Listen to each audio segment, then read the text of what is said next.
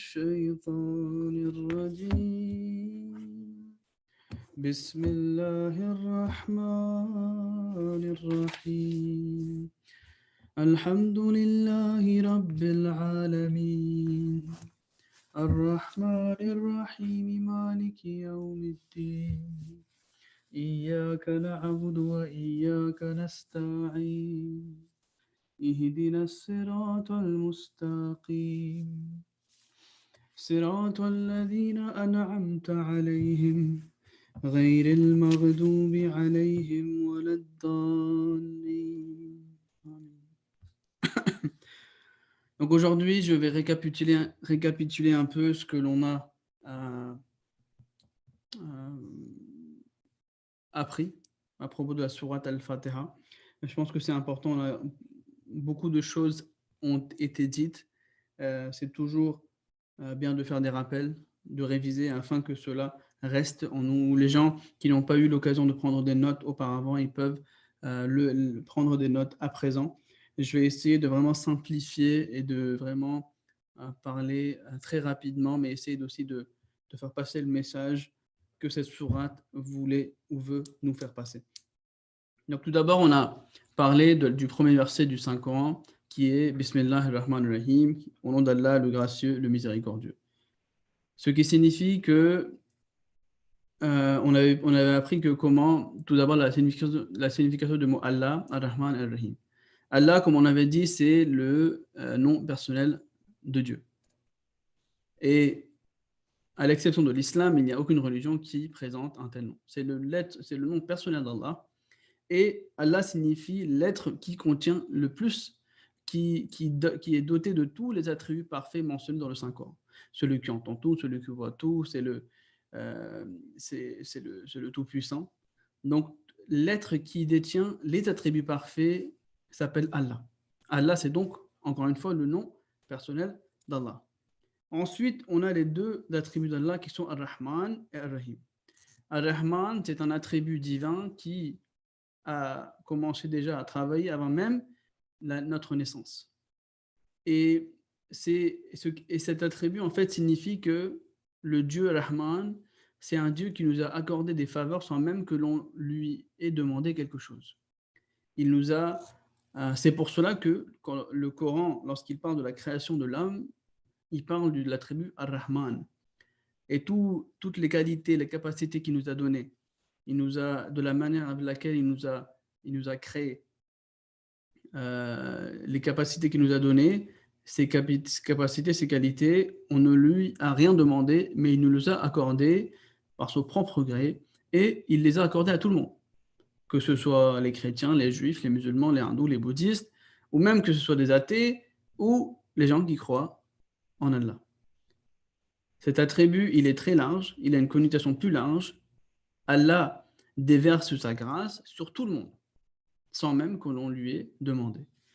Et Ar-Rahim, qui est l'autre attribut d'Allah, signifie, c'est Allah, c'est lorsque, en fonction des capacités, des qualités qu'Allah a accordées à l'être humain, lorsque l'être humain fait des efforts et prie à Allah et marche dans la voie d'Allah, et Allah, il va bénir ces personnes-là. Les personnes qui vont faire du bien, qui vont faire des bonnes œuvres, qui vont se rapprocher d'Allah, alors Allah va les bénir. Et le Messie promet l'Islam, le point qu'il avait mentionné, c'était que c'est là en fait qu'il y a aussi la différence entre l'être humain et les autres animaux. C'est que l'humain a été accordé naturellement l'habilité ou la capacité de parler et de prier. Donc, il dit que cet attribut, il est réservé à l'être humain. Parce que c'est l'être humain qui va prier, qui peut faire des efforts, qui a une morale.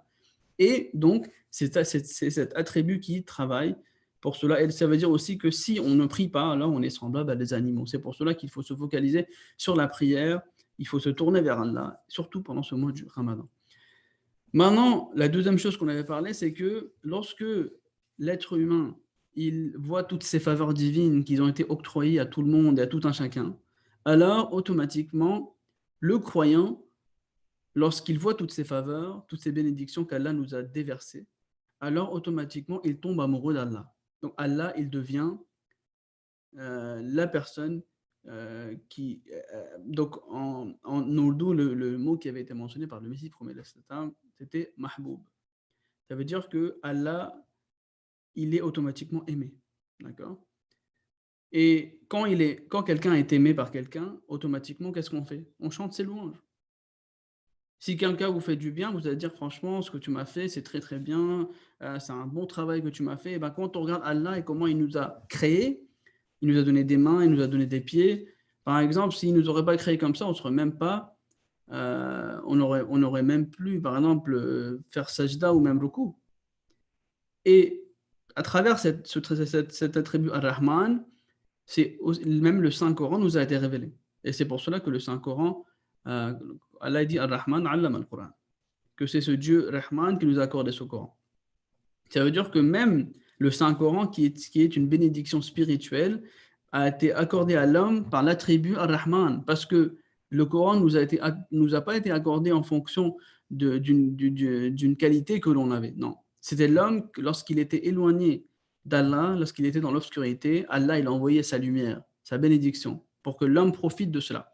Donc ce Coran aussi nous a été accordé à travers l'attribut Ar-Rahman. Donc comme je disais, que lorsque l'homme regarde tous ses bienfaits, alors automatiquement il va commencer à louer Allah, et il va commencer à aimer Allah, il va commencer à chanter les louanges. Et automatiquement Allah devient Muhammad. Parce que Muhammad signifie celui qui est loué. C'est pour ça que le Messie a dit que le premier Muhammad c'est Allah. Deuxièmement, on a parlé de Ar-Rahim.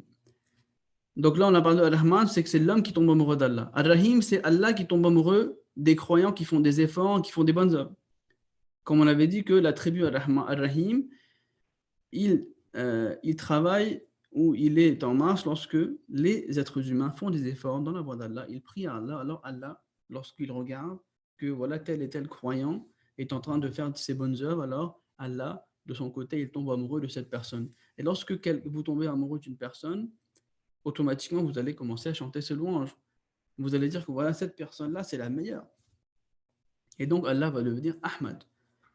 Donc, c'est ce qui signifie que celui qui loue le plus. D'accord? Donc, c'est pour ça que le Messie Islam a dit que Allah a accordé au prophète Muhammad sallallahu alayhi wa sallam deux noms, un de Muhammad, l'autre de Ahmad, ce qui signifie encore une fois qu'il, tout comme le prophète Allah a dit qu'il a créé tout l'univers pour Muhammad sallallahu alayhi wa sallam, il lui a donc accordé deux noms qui sont en fonction de ces deux attributs les plus importants qui sont Ar-Rahman et Ar-Rahim. Et de là, on voit aussi que, lorsqu'on va un peu plus loin, que ces deux attributs ont aussi été accordés aux êtres humains. C'est pour ça que les compagnons du prophète sallallahu alayhi wa sallam sont des compagnons qui avaient l'attribut de Muhammad, c'était l'attribut de la dominance. Parce que quand on observe Ar-Rahman, Allah nous a créé, elle a créé tous les animaux, etc., mais il a placé l'homme au-dessus. Et l'être humain, il utilise tout ce qui est en dessous de lui. Les animaux, etc. Il mange les animaux, il les égorge, etc. Donc Allah, il a été placé au-dessus. De la même manière, à l'époque du prophète Muhammad sallallahu alayhi wa sallam, lorsque le djihad avait été imposé sur les musulmans, après 13 longues années de persécution, lorsque le djihad a été imposé, pour la liberté de religion, la liberté de conscience, les musulmans ont dû se défendre. Et ils étaient en très peu nombre comparés à ses ennemis. Mais avec la grâce d'Allah, les Sahaba, ils se sont défendus et ils ont dû donc tuer leurs ennemis comme des animaux. Donc c'était l'attribut de la dominance qui avait été mentionné. Et Ahmad, pareil, ça signifiait l'attribut de la douceur. Et ça parlait d'une autre époque, de l'époque du Messie premier, que l'islam allait donc allait présenter l'islam avec amour et compassion. Et c'était effectivement, tel est le cas aujourd'hui, que l'Ahmadiyya aujourd'hui est en train de propager l'islam Ahmadiyya, l'islam du prophète Muhammad sallallahu alayhi wa sallam, avec son slogan « Amour pour tous, haine pour personne ». Troisièmement, on avait vu la signification de Rabbul Alamin, Ar-Rahman, Ar-Rahim, Maliki Yawmiddin. Rabbul Alamin, le Seigneur de tout le monde, celui qui développe petit à petit, pas à pas. Ar-Rahman, on a déjà parlé de Ar-Rahman. Ar-Rahim, on a déjà parlé. Et Maliki Yawmiddin. Maliki Yawmiddin, c'est le maître du jour du jugement. Et cet attribut-là, comme on avait vu que cet attribut va se manifester le plus au jour du jugement, lorsque Allah va distinguer les gens, les biens et les mauvais, et il va les séparer. Maintenant, on avait aussi mentionné une chose, c'est que les versets qui suivent, Azul avait mentionné donc les versets Iyaka na'budu wa iyaka nasta'in, ihdina as-sirata al-mustaqim, sirata alladhina an'amta alayhim, ghayril maghdubi alayhim wa lad-dallin. Azul avait dit que, le Messie musulman avait dit que il y a 5 océans mentionnés dans la sourate al-Fatiha. Allah, Rabbul Alamin, Ar-Rahman, Ar-Rahim, Maliki Yawmiddin. Et ces 5 océans sont très importants pour les versets qui sont mentionnés après. Et le Messie nous avait expliqué que Allah, c'est l'être qui détient les attributs les plus parfaits. Et il a dit que le verset qui prend source de cet océan-là, c'est Iyaka na'budu. Et ce qui signifie que c'est au seul que nous adorons. Et ça signifie que la signification de l'adoration, c'est que l'on inculque les attributs d'Allah en nous. Et Allah, c'est celui qui détient les attributs parfaits. Donc, ce qui se passe, c'est que Allah a fait que l'homme ressent de la satisfaction dans le souvenir d'Allah lorsqu'il inculque les attributs d'Allah en lui-même. Et donc, en conséquence, lorsque l'on est en train de prier et que l'on prononce les mots Iyaka na'budu, nous devons avoir l'être d'Allah devant nous et dire que voilà, c'est au seul que nous adorons, l'être qui détient les plus d'attributs. Et donc, on se dit que vous avez besoin de cette source d'eau pour vous étancher la soif de votre ibadah. Ça veut dire que le vrai ibadat, ça va être lorsque vous allez réussir à obéir à Allah à ses commandements. Et on avait vu en détail que ibadat, ça signifie accomplir les droits de l'homme et aussi accomplir les droits de Dieu ainsi que les droits de l'homme. C'est deux choses qui sont très très importantes. Et si on accomplit le droit d'Allah, mais on n'accomplit pas le droit de sa création, alors on ne serait pas en train de vraiment faire l'ibadah. Parce que le ibadat, c'est faire les deux choses. Deuxième chose qu'on avait vue, c'était Rabbul Alamin, le deuxième océan. Rabbul Alamin qui l'attribue, le Seigneur de tous les mondes, celui qui fait développer petit à petit. Et le verset en question qui prend sa source de cet océan, c'est Iyaka nasta'in, c'est au seul que nous supplions. Ce qui signifie encore que c'est comme si, vous savez, quand il y a un jardin, lorsqu'il y a un jardin, si ce jardin n'est pas arrosé, alors ce jardin, qu'est-ce qui va se passer? Au bout d'un moment, il ne pourra plus, comme il n'aura pas d'eau, ça va tout pourrir, etc. De la même manière, lorsqu'on dit que c'est au seul que nous adorons, ou c'est au seul que nous supplions, pardon, Iyaka nasta'in, l'être humain, il a besoin de cette source d'eau qui est Allah. Parce que l'humain se dit pécheur. Et donc, il a besoin de cette source d'eau qui va le nourrir. Et lorsque vous dites que lorsque vous priez, c'est au seul que nous supplions, vous devez avoir en tête que c'est Allah, c'est le Rabb qui va vous arroser petit à petit et vous allez réussir à atteindre votre objectif petit à petit. Ensuite, c'est Ar-Rahman. Ar-Rahman, on avait dit, c'est le Dieu qui a accordé tout un chacun, croyant ou pas croyant, les capacités, les qualités que vous avez. Maintenant, le verset qui prend source de cet attribut, c'est Ihdina as-sirata al-mustaqim. Montre-nous le droit chemin. Et on avait dit que Ar-Rahman, c'est un attribut qui est large. On n'a pas demandé quoi que ce soit à Allah, mais Allah nous a accordé. Le Hidayat, c'est pareil. La direction, ce n'est pas notre droit. Mais c'est une bénédiction d'Allah. Et donc, si, par exemple, Allah nous aurait formés de manière différente, peut-être qu'on n'aurait même pas pu faire sajda ou ruku. Mais Allah nous a créés de cette manière que l'on peut l'adorer. Et c'est des qualités qui nous ont été accordées sans même qu'on lui ait demandé. Donc, lorsqu'on dit que montre-nous le droit chemin, cet attribut prend sa source de l'océan Ar-Rahman et Ar-Rahim qu'on avait dit. Ar-Rahim, c'est l'être d'Allah, c'est l'attribut d'Ar-Rahim qui fonctionne lorsque l'humain fait des efforts dans la voie d'Allah, il prie, il se tourne vers lui, Allah accorde fruit à ses actions. Et donc, le verset qui prend source de cet attribut Ar-Rahim, c'est Sirata alladhina an'amta alayhim. Montre-nous le droit chemin, le chemin de ceux à qui tu as accordé tes faveurs. Et donc, les gens qui ont été bénis par Allah sont les gens qui ont été bénis à travers l'attribut Ar-Rahim. Parce que, comme on avait vu, que les gens qui ont été bénis, qui ont été récompensés par Allah sont les prophètes, les pieux, les véridiques, etc. Et toutes ces personnes sont les gens qui ont fait des efforts dans la voie d'Allah. Ils se sont tournés vers Allah. Et c'est à travers la tribu Ar-Rahim qu'Allah leur a déversé toutes ces récompenses. Donc quand on prie que, oh Allah, montre-nous le chemin des gens que tu as bénis, on est en train de dire, oh Allah, on veut aussi que tu nous bénis. Mais on veut que tu nous accordes cette opportunité de marcher vers toi, de multiplier nos bonnes actions, tout comme ces gens que tu as bénis ont fait. Et ensuite, le dernier, c'est Maliki Yawm Din, le maître du jour du jugement. On avait dit que cet océan, c'est un océan, et le verset qui prend source de cet océan, c'est Ghayril Maghdubi alayhim wa lad-dallin, ce qui signifie que celui ne nous montre pas le chemin qui ont attiré ta colère, ni de ceux qui sont égarés. Parce que c'est le jour du jugement où les gens vont être départagés. Qui est bien et qui est mauvais. Donc, c'est pour cela que lorsque vous lisez que nous ne montrons pas le chemin des gens qui ont attiré ta colère ni des égarés, nous devons avoir cela en tête. Que nous voulons, oh Allah, lorsque tu vas nous accorder, tu vas nous juger, on veut qu'on soit parmi les gens qui font du bien, pas parmi les gens qui ont commis du mal. Et on ne veut pas être parmi les gens qui ont commis et qui ont attiré ta colère, mais on veut être les gens parmi ceux que tu as bénis. Donc on avait en grosso modo couvert cela.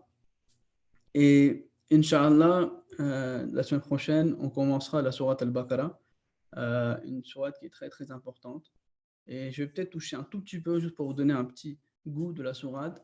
Le Messie promet d'Islam a mentionné que, vous savez, quand la sourate elle commence, c'est Alif Lam Mim, Dhalika al-Kitab. Alif Lam Mim, c'est Haruf Muqatta'at. Et Hadha Muslim, radiyallahu ta'ala anhu, il a écrit il a beaucoup écrit sur, il a même écrit il a écrit un essai qui est assez long et très enrichissant. Et je pense que même les gens qui vont peut-être lire cet essai s'apercevront de la grandeur et de l'éminence de Hadha Muslim, où il a vraiment mentionné qu'est-ce que cela signifie. Alif Lam Mim. Mais la chose où je veux venir aujourd'hui, juste pour vous donner un petit goût de ce qui va se passer la semaine prochaine, le Messie prophète Islam a écrit que lorsqu'on prie que oh Allah, montre-nous le droit chemin, donc on regarde la sourate Al-Fatiha, elle commence Zalik al-Kitab. Donc le livre, Zalik al-Kitab la rayba fihi. C'est ce livre qui n'a pas de doute. Et quand on dit que ce livre, en fait, c'est Allah est en train de dire que le hidayat que la direction que vous vouliez, eh bien, cette direction, c'est en fait le Saint-Coran.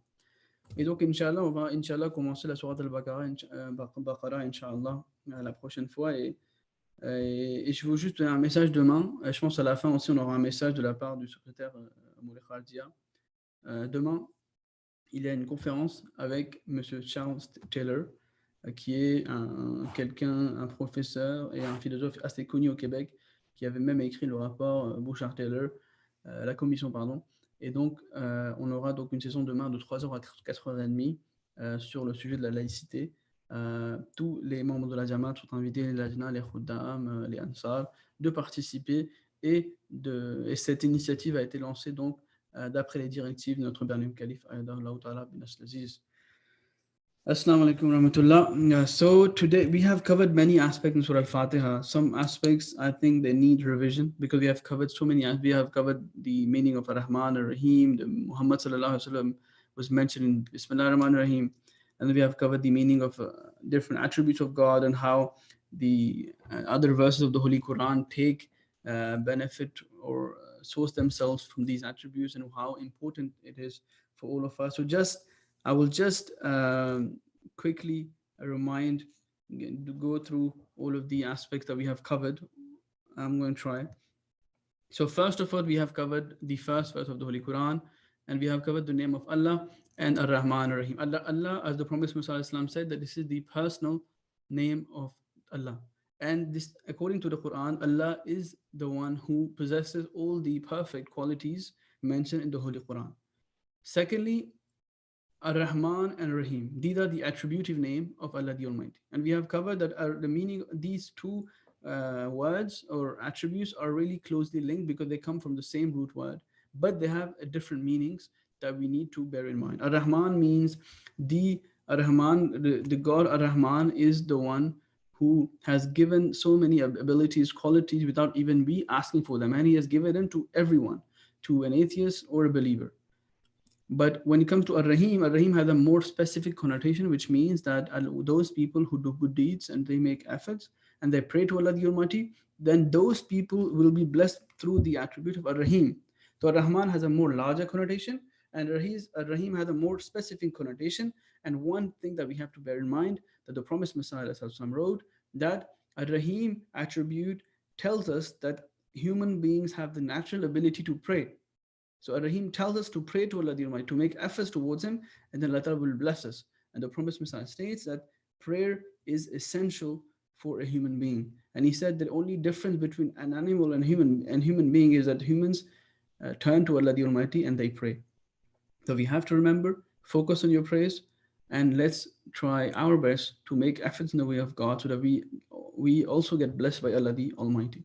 Second thing, we have covered that those are Muhammad sallallahu alaihi wasallam, how and the Muhammad sallallahu and the two names of Muhammad sallallahu mentioned in the Holy Quran, Muhammad and Ahmad. These two names have been given to Muhammad sallallahu alaihi wasallam according to the two attributes, Ar-Rahman and Ar-Rahim. And I will try to briefly explain it. When a person sees the blessings of Allah the Almighty given to everyone, and all the capacity, how He has shaped us, and we haven't even asked for it, and everyone is blessed according to that attributes, then automatically when a believer will see all of these favors of Allah the Almighty, he will automatically fall in love with Allah Ta'ala. Allah Ta'ala will become the beloved, right?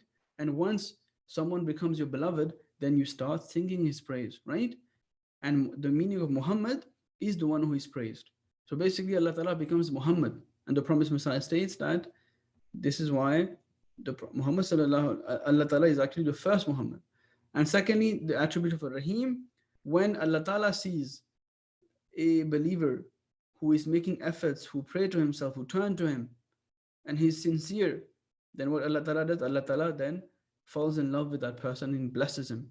And when you fall in love with someone, then of course you sing His praise. So Allah Ta'ala is the Ahmad, right? So in this manner, Muhammad and Ahmad were mentioned in the first ever verse of the Holy Quran.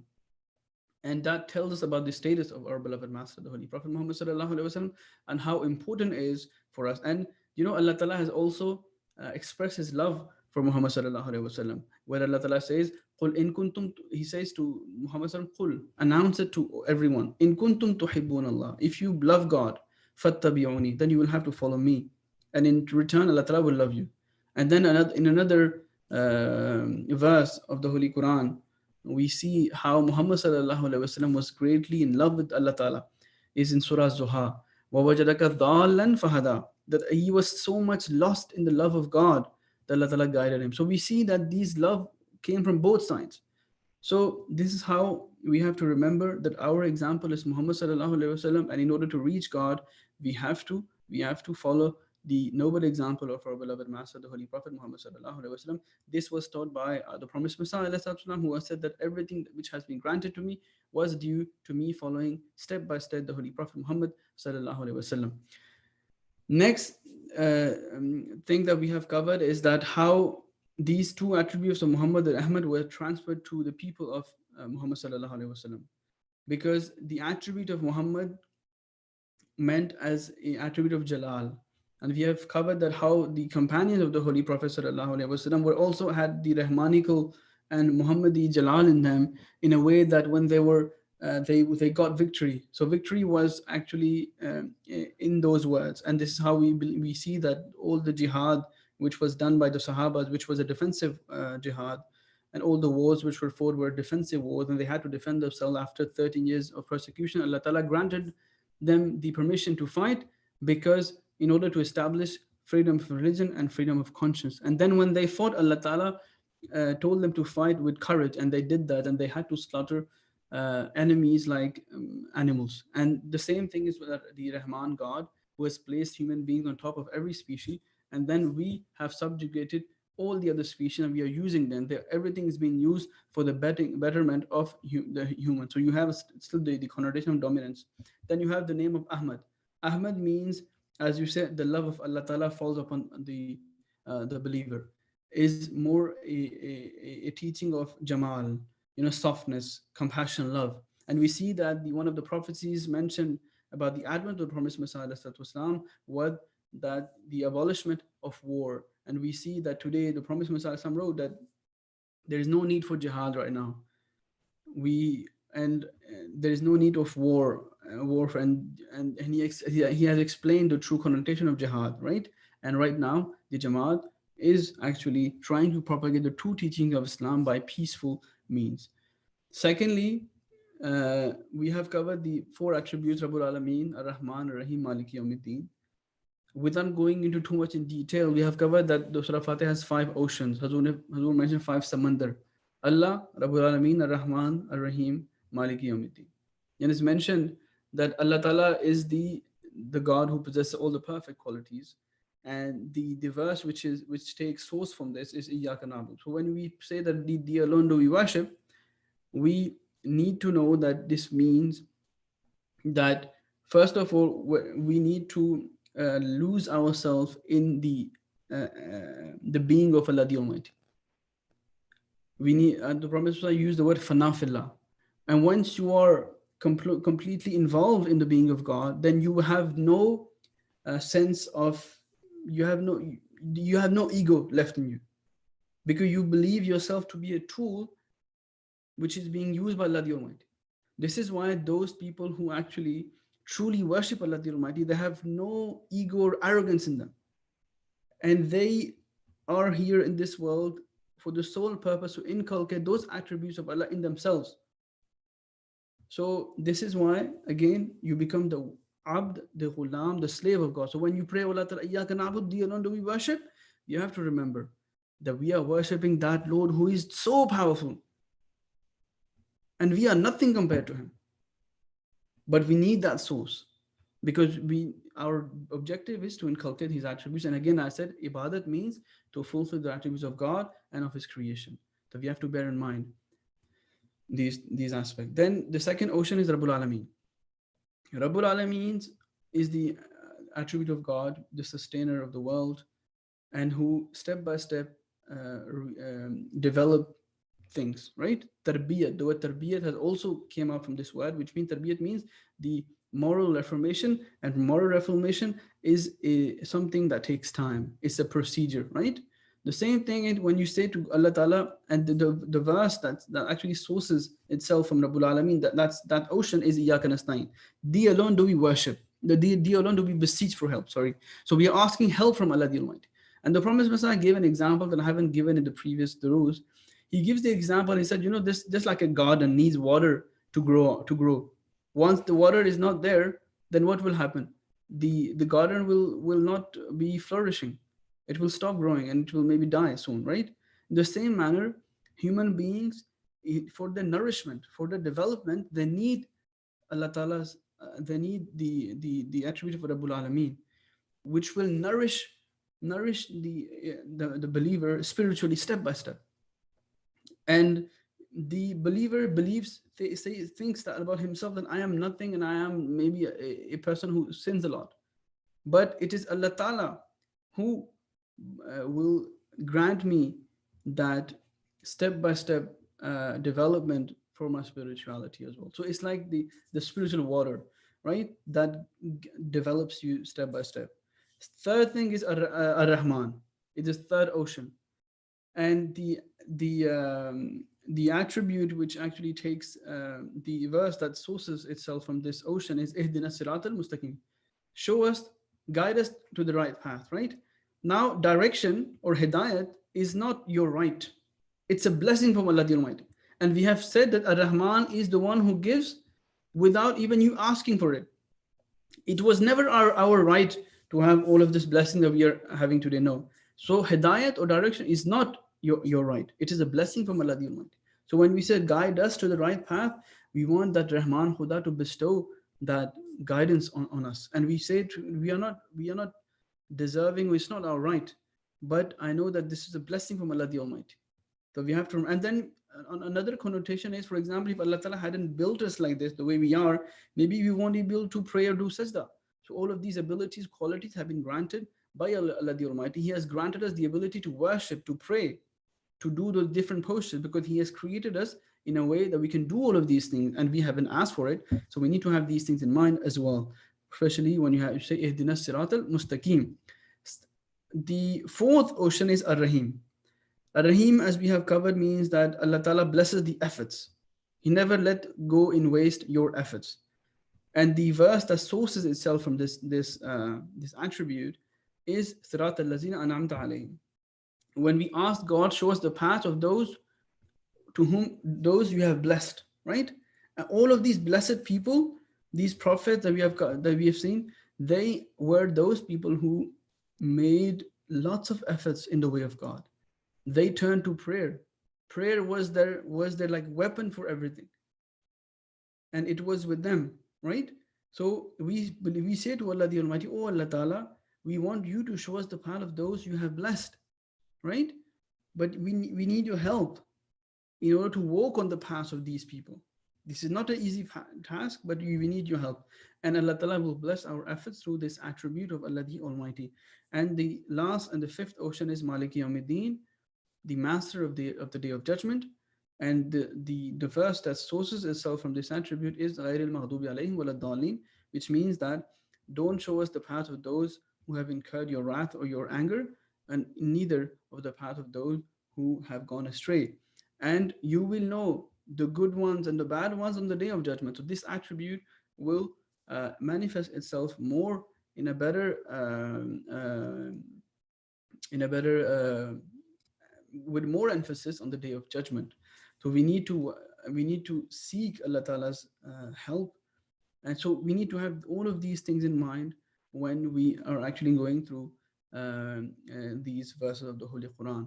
Now, inshallah, from next week we will be covering Surah Al-Baqarah, inshallah, and so we will start by the Huruf Muqatta'at and also the different aspects of Surah Al-Baqarah. So inshallah, from next week, just an announcement I want to make here is about the event that it's happening tomorrow. Tomorrow, the PR department has organized an event with a really known scholar with name Charles Taylor. He will be speaking about secularism, and we will also be having question and answer session with him. So all the Jamaat members are requested to please participate in the event and benefit and learn about the Quebec history, which is needed for us in order to do tabligh activities. Jazakallah. अस्सलाम वालेकुम रहमतुल्लाह। सो आज जो है मैं कोशिश करूँगा कि मैं कुछ मिनट्स में आपको जो चीज़ें हमने कवर की हैं वो मैं बयान कर दूँ, क्योंकि काफ़ी चीज़ें हमने कवर की हैं, इनका समझना भी ज़रूरी है। तो अल्लाह ताला हमें इस सूरत को समझने की तौफीक भी अता फरमाए। पहली जो बातें हमने की थी कि पहली जो आयत है कुरान करीम की बिस्मिल्लाहिर रहमानिर रहीम, इसमें जो 3 की वर्ड्स हैं अल्लाह, अर्रहमान और रहीम। अल्लाह जो है, जैसा कि हमने कहा था कि अल्लाह ताला, ये अल्लाह ताला का ज़ाती नाम है, और हज़रत मसीह साहब ने फरमाया कि कुरान करीम के मुताबिक अल्लाह ताला वो ज़ात है जो तमाम परफेक्ट एट्रीब्यूट्स की जामे है। और अर्रहमान और रहीम ये अल्लाह ताला के सिफ़ाती नाम है, ये सिफ़ात हैं अल्लाह ताला की। अर्रहमान और रहीम 2 सिफ़ात ऐसी हैं जो सेम रूट वर्ड से निकली हैं लेकिन क्लोजली लिंक्ड है। लेकिन इसमें एक डिफरेंस है जो हमें पता होना चाहिए जब हम सूरह फातिहा को पढ़ते हैं या जब हम बिस्मिल्लाह रहमान रहीम पढ़ते हैं। अर्रहमान खुदा वो खुदा है जिसने हमें हमारे बगैर मांगे हमें बरकतें, हमें बेसिकली फ़ज़ाइल अता किए हैं, ऐसी कैपेसिटीज़, क्वालिटीज़ अता की जो हमने अल्लाह ताला से नहीं मांगी, लेकिन अल्लाह ताला ने हमें बिन मांगे अता की हैं। और ये ऐसी चीज़ और ये बरक़ात जो हैं, या ये जो फ़ज़ाइल जो हैं, ये अल्लाह ताला रहमान खुदा ने हर शख्स को, खा वो एक मोमिन हो या काफिर हो, सबको यकसां तौर पर उसने ये चीज़ें अता की हैं। जिस तरह उसने हमें बनाया है, उसने बिल्कुल इस मुताबिक, इस दुनिया के मुताबिक जो उसने बनाई थी, उसने हमें बिल्कुल उसी तरह हमें बनाया है। और यही नहीं, लेकिन हमारे रूहानी तरक्की के लिए भी उसने जो कुरान करीम हमें अता किया है, ये रहमान की सिफत से अता किया है। चूँकि जो कुरान करीम है, ये अल्लाह ताला की तरफ से एक ब्लेसिंग है, एक रहमत है, और ये रहमत ऐसी है कि हमने मांगा नहीं है। अल्लाह ताला ने हमें बतौर रहमत एक चीज़ जिसकी हमें ज़रूरत थी वो उसने हमें अता की है। दूसरी जो सिफत है रहीम, वो उसकी कोनोटेशन थोड़ी स्पेसिफिक है।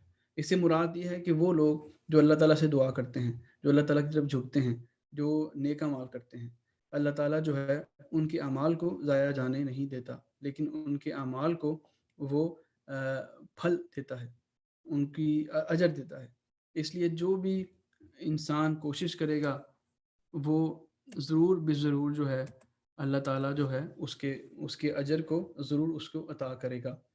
اس کے علاوہ ہم نے ذکر جو ہم نے حضرت مسیح السلام کی تفسیر سے جو سیکھا تھا وہ یہ تھا کہ محمد صلی اللہ علیہ وسلم اور احمد کا ذکر ان دو ایٹریبیوٹ میں، صفات میں تھا، الرحمن اور الرحیم کی دونوں صفات میں۔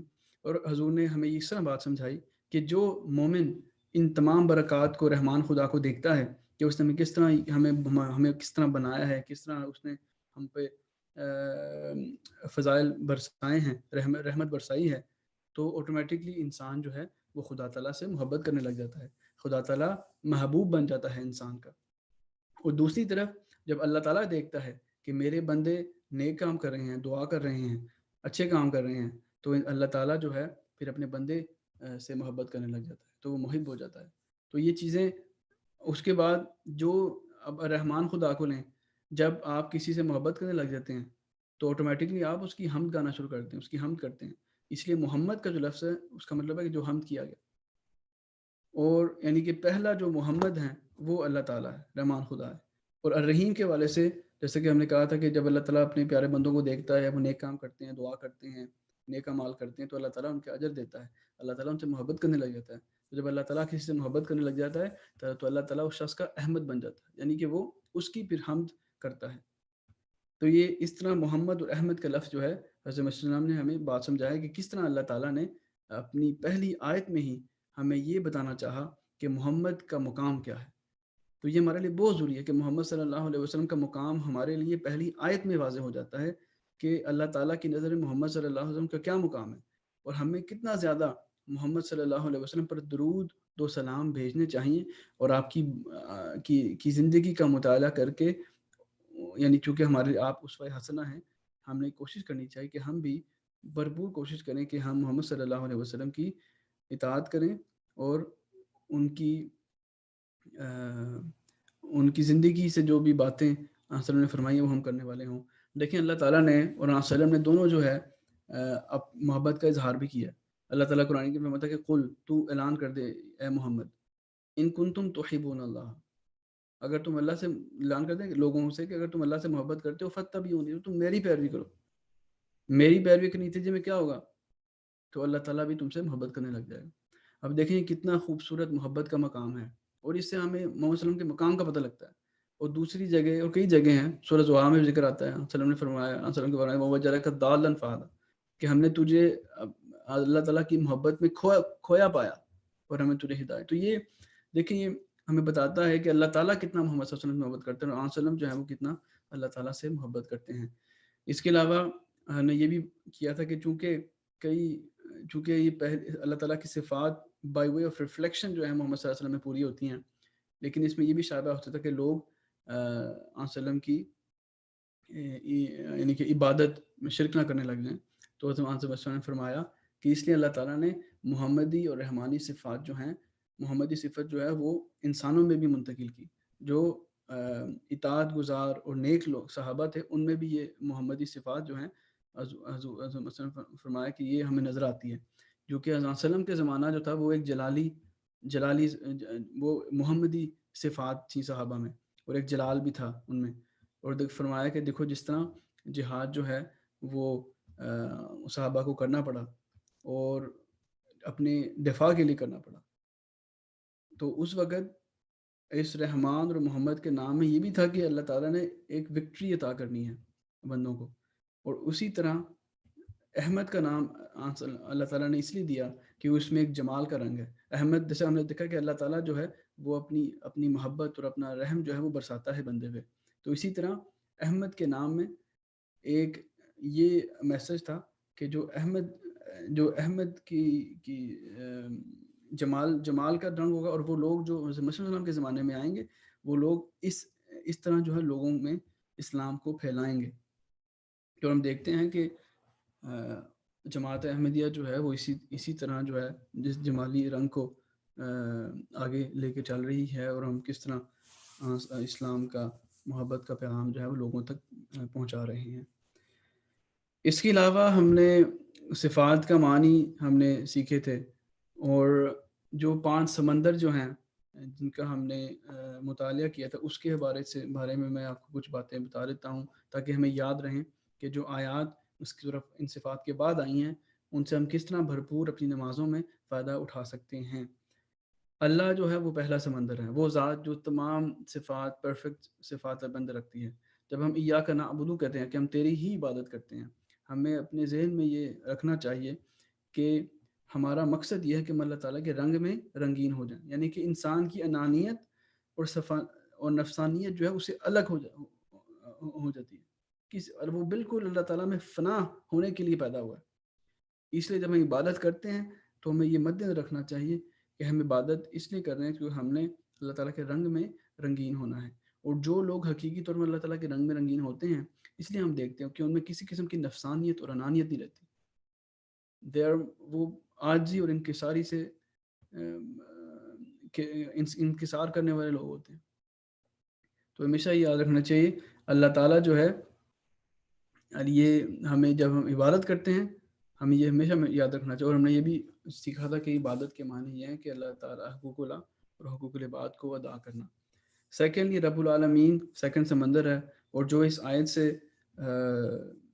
جو سورس لیتی ہے، جو آیت اس ایٹریبیوٹ سے سورس لیتی ہے وہ ہے ایاک نستعین، ہم تجھ سے ہی مدد چاہتے ہیں۔ اور ایک بات جو میں نے پچھلے دروس میں نہیں کی تھی سمجھانے کے لیے وہ یہ ہے کہ جس طرح ایک باغ جو ہے بغیر پانی کے زندہ نہیں رہ سکتا، یعنی کہ وہ نشو و نما پا ہی نہیں سکتا، اس کے نشو و نما پانے کے لیے پانی جو ہے ایک باغ کے لیے لازمی ہے کہ اس کو مختلف موقعوں پر پانی دے دیا جائے۔ اسی طرح ایک انسان جو ہے اگر وہ اللہ تعالیٰ سے نہیں چمٹے گا، اس روحانی پانی سے نہیں چمٹے گا تو وہ اپنی پرورش نہیں کر سکتا، اور رب العالمین کا مطلب ہے کہ پرورش کرنے والا، اور وہ پوری تمام جہانوں کا پرورش کرنے والا ہے۔ اتنا وہ بڑا ہمارا خدا ہے۔ جب انسان یہ ایاک نستعین کہتا ہے تو اس کے ذہن میں ہونا چاہیے کہ میرا پرورش کرنے والا اتنا طاقتور ہے کہ وہ تمام چیزوں کا پرورش کرنے والا ہے، اور انسان پہ یہ سوچتا ہے کہ میں اکیلا کچھ بھی نہیں ہوں، مجھے اپنی پرورش کے لیے اس رب کی ضرورت ہے جو میری آہستہ آہستہ میری تربیت کرے گا، اور جس کے ذریعے سے میں روحانیت میں نشو و نما پاؤں گا۔ اور الرحمن جو ہے وہ تیسرا سمندر ہے، اور اس سے جو ہے اہدنا الصراط المستقیم کی جو آیت ہے وہ سورس کرتی ہے کہ تو ہمیں سیدھا رستہ دکھا۔ پہلی بات تو یہ ہے رحمان خدا کے ہم نے بارے میں پوچھا کہ وہ ایسا خدا ہے جو بن مانگے دینے والا، یعنی کہ ہمارا حق نہیں ہے، لیکن تو ہدایت بھی جو ہے وہ ہمارا حق نہیں ہے، یہ اللہ تعالیٰ کی طرف سے ایک رحمت ہے جو ہم پہ نازل ہوتی ہے۔ پہلی بات تو یہ ہے۔ دوسری بات یہ ہے کہ اللہ تعالیٰ نے جس طرح ہمیں بنایا ہے اور ہمیں عبادت کے قابل بنایا ہے، ہمیں ایک ایسا جسم دیا جس کے ذریعے سے ہم سجدہ کر سکتے ہیں، رکوع کر سکتے ہیں، اس کی عبادت کر سکتے ہیں۔ یہ چیزیں بھی رحمان خدا نے ہمیں عطا کی۔ اسے جب ہم دعا کرتے ہیں تو ہمیں یہ مد نظر رکھنا چاہیے کہ رحمان خدا نے یہ چیزیں ہمیں عطا کی ہیں جس کے ذریعے سے ہم عبادتوں کو اپنا اچھی طرح سے بجا لا سکتے ہیں۔ اور اگین ہدایت از ناٹ اے رائٹ بٹ اٹس اے بلیسنگ۔ فورتھ سمندر واز الرحیم، اینڈ رحیم خدا کے بارے میں ہم نے یہ پڑھا تھا کہ رحمان خدا وہ جو لوگ نیک کام کرتے ہیں، اللہ تعالیٰ کی طرف جہاد کرتے ہیں، دعا کرتے ہیں، تو اللہ تعالیٰ ان کی طرف ان کے اجر، ان کے اعمال کا اجر ان کو عطا فرماتا ہے۔ اور اس کے جو آیت اس سمندر سے سراب ہوتی ہے وہ ہے صراط الذین انعمت علیہم، یعنی کہ ان لوگوں کا رستہ، تو ہمیں وہ رستہ دکھا ان لوگوں کا رستہ جس پر تو نے انعام کیا ہے، جو انعام یافتہ لوگوں کا رستہ ہمیں دکھا۔ اب انعام یافتہ لوگ جو ہیں وہ لوگ ہیں جنہوں نے اللہ تعالیٰ کی راہ میں بہت سی صحیح کی ہے، کوشش کی ہے، محنت کی ہے، دعا کی ہے۔ اور ہم دیکھتے ہیں کہ کس طرح انبیاء علیہم السلام نے دعائیں کی ہیں اللہ تعالیٰ سے۔ تو دعا کی طرف ہمیں ہمیشہ یہ یاد رکھیں کہ یہ دعا ہمیشہ ہمیں کرنی چاہیے۔ دعا کے بعد انسان کچھ بھی نہیں ہے، خاص طور پر اس رمضان کے مہینے میں۔ تو جب ہم دعا کرتے ہیں کہ اللہ تعالیٰ تو ہمیں منعم علیہ لوگوں کی رستہ دکھا، تو ہمیں یہ الرحیم کی صفت کو مد نظر رکھنا چاہیے۔ اور دوسری لاسٹ جو ففتھ اوشن جو ہے مالک یوم الدین، یعنی کہ جو جزا سزا کے دن کا مالک ہے، جو آیت اس سے سیراب ہوتی ہے وہ ہے غیر المغضوب علیہم ولا الضالین، ان لوگوں کا راستہ تو ہمیں نہ دکھا جن پر تیرا غضب نازل کیا گیا اور یا وہ جو گمراہ ہوئے۔ یعنی اور یہ مالک یوم الدین کی جو صفت ہے وہ सबसे ज़्यादा जो है जज़ासा के दिन जो है वो रूनुमा होगी जब अल्लाह ताला अच्छे और बुरों में तमीज़ करके दिखा देगा। तो ये बातें हमें मद्देनज़र रखनी चाहिए। इसके अलावा हमने कुछ बातें ये की थी कि किस तरह जो है ये जो आयत है इहदिना सिरातल मुस्तकीम सिरातल लज़ीना अनअमता अलैहिम, इसमें किस तरह जो है आने वाले मसीह और महदी का ज़िक्र आता है कि वो महदी जो होगा वो इसी उम्मत में से होगा, वो बाहर से नहीं होगा। और जो गलतियाँ हमारे पिछले लोगों ने की हैं वो हम ना दोहराएँ। यानी कि उन लोगों का रास्ता हम उन लोगों के रास्ते पर नहीं चलना चाहते, जिन लोगों ने एक नबी का इनकार किया और जो अभी तक एक ऐसे शख्स का इंतज़ार कर रहे हैं जो आसमान से आएँगे। हम ऐसे लोग नहीं होना चाहते और फिर हम ये भी दुआ करते हैं कि वलद्दाल्लीन, हम उन लोगों की तरह भी नहीं होना चाहते जिन्होंने एक इंसान को खुदा के दर्जे तक पहुँचा दिया। लेकिन हम अल्लाह ताला को ही तमाम क़ुव्वतों का या और सिफ़ात का मालिक समझते हैं और ईसा अलैहिस्सलाम जो हैं वो अल्लाह ताला के एक नबी थे, जो आए और चले गए। लेकिन जिस शख़्स ने दोबारा इस्लाम की रिवाइवल के लिए आना था, उसने हुज़ूर सल्लल्लाहु अलैहि वसल्लम की उम्मत में से ही आना था। तो हम देखते हैं किस तरह ये सूरत जो है आज भी, जो सूरत जो है 1400 साल पहले या 1500 साल पहले नाज़िल हुई थी, किस तरह अभी भी हम अपनी ज़िंदगियों में देखते हैं कि ये कैसे चस्पां हो रही है। और इस सूरत के मुताले के बाद हमें पता लगता है कि हकीकी तौर पर ये सूरत जो है ये उम्मुल किताब और उम्मुल कुरान है, कुरान की माँ है। किस तरह इतने खूबसूरत मज़ामीन जो हैं इसमें बयान हुए हैं। तो अल्लाह ताला हम सबको इन मज़ामीन को मद्देनज़र रखते हुए इस सूरत को पढ़ने की भी और इससे फ़ायदा उठाने की तौफ़ीक अता फ़रमाए।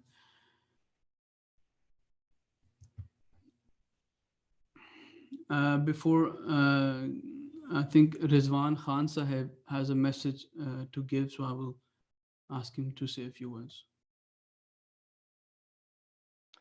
Assalamu alaikum, Jazakallah Murabi Saab. Je vais maintenant prendre quelques minutes pour faire une annonce concernant l'événement que nous tiendrons demain, la conférence. Donc, comme Rabbi Saab a mentionné plus tôt, nous tiendrons une conférence sur le sujet de la laïcité et de ses implications au sein de la société québécoise, demain à 15 heures. Donc, nous recevrons parmi nous M. Charles Taylor, qui est un philosophe de renom international et qui a aussi écrit le rapport de la commission Bouchard-Taylor. Et donc, c'est quelqu'un qui a une expertise assez pointue sur le sujet de la laïcité. Donc, pourquoi nous tenons cette conférence demain? Certains d'entre vous se demandent sûrement c'est quoi la logique derrière cette conférence. Nous avons reçu des instructions spécifiques de la part du calife, qu'Allah lui vienne en aide, pour approfondir nos connaissances sur la société québécoise, sur sa culture, sur son histoire et les autres spécificités de notre société. Et c'est donc dans ce but-là que nous avons décidé d'organiser différentes conférences sur différentes thématiques de la société québécoise dans le but d'approfondir nos connaissances et aussi permettre aux membres de la Jamaat d'approfondir leurs connaissances aussi. Et tout ça est dans le but de modifier notre approche pour propager le message de l'islam ahmadiyyat d'une manière qui est différente que dans le reste du Canada.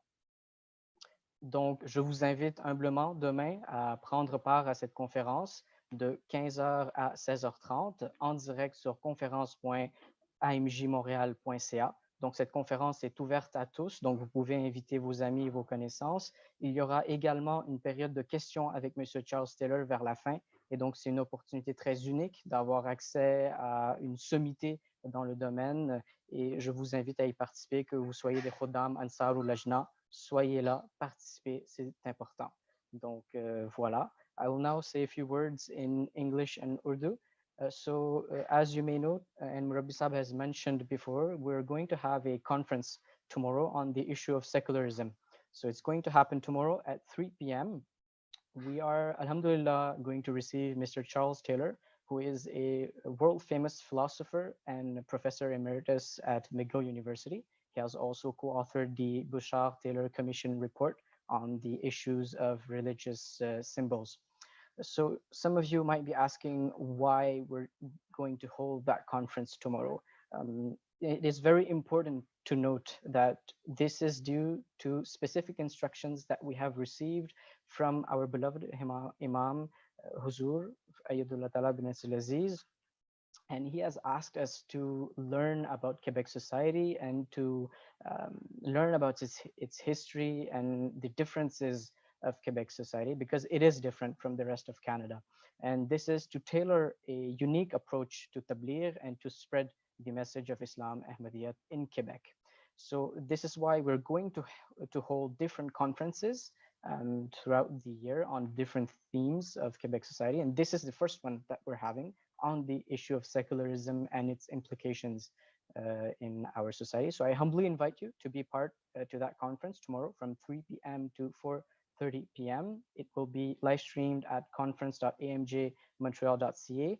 An English translation will be available live. So the program will be in French, but you can listen to the translation, ask your questions, and it is really a unique opportunity to explore that subject and to take part in this blessed event. تو میں اردو میں بھی بیان کر دیتا ہوں. کل جو ہے جیسے آپ کو پتہ ہے سیکولرزم کے ایشو پہ ایک ایونٹ ہے, ایک کانفرنس ہے. ہمارے ساتھ جو ہے چارلس ٹیلر صاحب ہمارے ساتھ ہوں گے اس کانفرنس کے لیے. وہ ایک بہت بڑے فلاسفر ہیں. انہوں نے جو ہے اس ایشو پہ جو ہے ایک کمیشن, گورنمنٹ کی کمیشن بھی ہوئی تھی سیکولرزم کے ایشو پہ. یہ جو حجاب اور جو ریلیجیس سمبلس کا پرسسٹنٹ مسئلہ رہتا ہے کیبیک سوسائٹی میں, پچھلے سال ایک لا بھی بنایا گیا اس کے اوپر. تو ہم یہ کانفرنس کیوں کر رہے ہیں, کیونکہ حضور ید اللہ تعالیٰ بن العزیز نے ہمیں کہا ہے کہ ہمیں کیبیک سوسائٹی پہ ہمیں سیکھنا چاہیے. جو کلچر ہے, جو ہسٹری اور جو ڈفرینسز ہیں نا کیبیک سوسائٹی کی, اس پہ ہمیں انکوائر کرنا چاہیے اور ہمیں جو ہے اس کے مطابق ہمیں سیکھنا چاہیے. اور کیونکہ ہمیں ڈفرینٹلی تبلیغ کرنی چاہیے, کیونکہ یہاں کے لوگ ڈفرینٹ ہیں, تو اس کے تبلیغ کرنے کے لیے ہمیں سیکھنا چاہیے کہ یہاں کے لوگوں کو کیا ایشوز ہیں اور کس طرح سے ہم اسلام احمدیت کا پیغام پہنچا سکتے ہیں. تو اس کے لیے ہم جو ہے کانفرنسز رکھیں گے اس سال ڈفرینٹ تھیمز کے اوپر, اور پہلا تھیم یہ ہے سیکولرزم. تو کل یہ کانفرنس ہے 3 بجے سے 4:30 بجے تک. لائیو اسٹریم ہوگی conference.amjmontreal.ca پہ.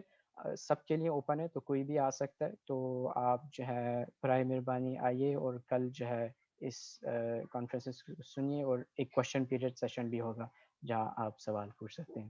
جزاک اللہ. السلام علیکم ورحمۃ اللہ. Jazakallah Rizwan Saheb merci beaucoup Rizwan pour nous avoir rappelé pour la conférence de demain. C'est vrai que c'est très important et j'encourage encore une fois les membres de participer à ces conférences.